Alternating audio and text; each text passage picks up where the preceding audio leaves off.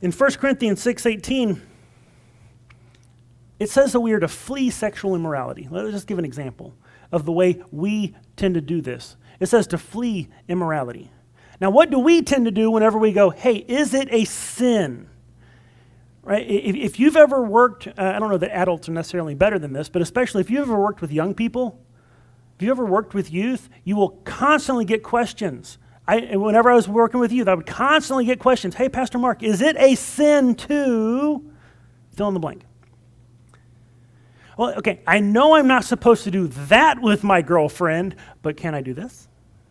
Right? They're looking for the line. Where do you draw the line of where I've gone too far? And the problem is with that way of thinking is they're saying, okay, here's the line. I'm not sinning. I'm not sinning. Right? That's the attitude behind that. But what does it say? It says to flee immorality. Not to go, am I sinning yet? Right? But to go, no, stay away, get away. To flee, to run away. That word flee, it means to flee.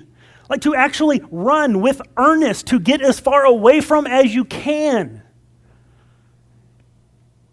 And so while the Pharisees are trying to trick Jesus and trap him and trip him up with a question about what's the exact particular of how and when you can divorce, he's like, that's not the point.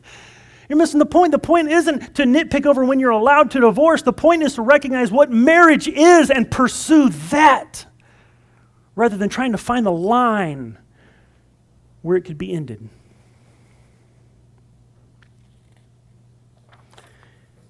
It's not what I am allowed to do or what I can get away with, but rather it should be what is this thing that God has made and how may I best pursue it the way He has intended.